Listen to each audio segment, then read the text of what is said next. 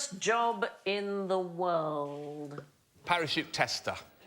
It is a real and obviously perilous job. Hang on, is this the actual answer? No, it isn't the actual answer.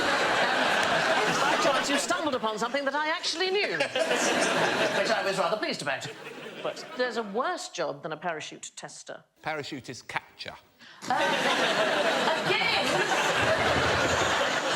Again, nearly right. Really? So nearly right. It's a reverse parachute tester. So, during the Cold War, both sides had spy bases in the Arctic. Aircraft couldn't land anywhere, so staff had to be parachuted in, but they also had to be parachuted out again. Oh, that must hurt. Yeah. So they used a thing called a sky hook or an aero retriever. It's a device for parachuting upwards. And what they did was they got a helium balloon and it carried a rope up into the air. The aeroplane grabbed the rope and reeled it in with the spy on the end. OK, let's have a quick look at this procedure in action. There's the guy on the ground. Oh, goodness. Waving cheerfully. He's saying... Wow! Yeah. Shitty death! That's how they board you on EasyJet. Human fishing.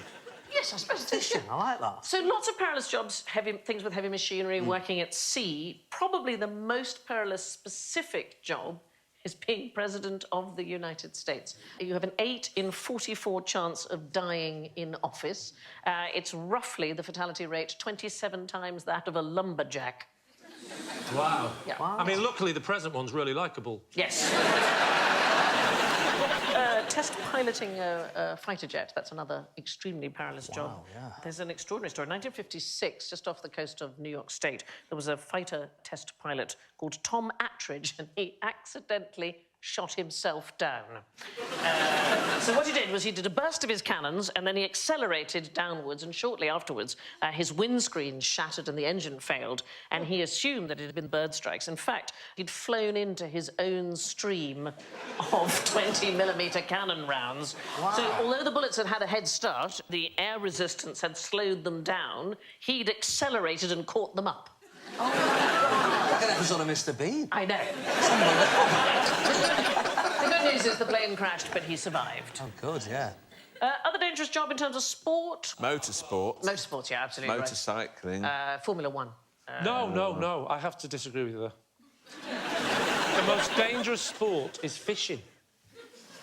It causes more fatalities than any other sport. To fish, certainly. To the people that drown, there's more people killed fishing than any other sport. And if you don't believe me, just trust me.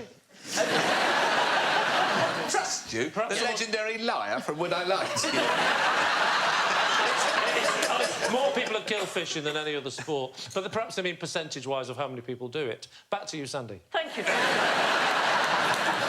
Formula One, not so dangerous now, but in the 1970s, you had a 0.35% chance of dying each time you competed in the Grand Prix, and a driver who competed in every race for 5 years had a nearly 20% risk of dying on the job.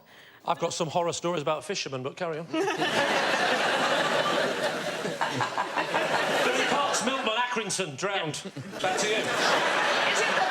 Is it that they're pulled in by a particularly large salmon? Is that what happened? It's a big fish, and then it's like that clip of the man being parachuted up. Yeah. It's a big one! I absolutely love reading the data of these things. So 2015, the Health and Safety Executive data shows the most accident-prone occupation in the UK is hairdresser. I know! Really? Hairdresser. I thought window cleaner or something. Beautician. Like... No. Most likely to cut or burn yourself or trip over something. That guy, yeah, but... This guy on the right is a Pakistani hairdresser who apparently doesn't use scissors. No. And the guy on the left who's waiting's not keen. Yeah. he burns it and then he puts it out with a hairdryer. Just singes it off. Yeah. I wouldn't like to see this fella fishing. Thank you for watching. Do remember to subscribe to the QI channel and click here to watch more videos.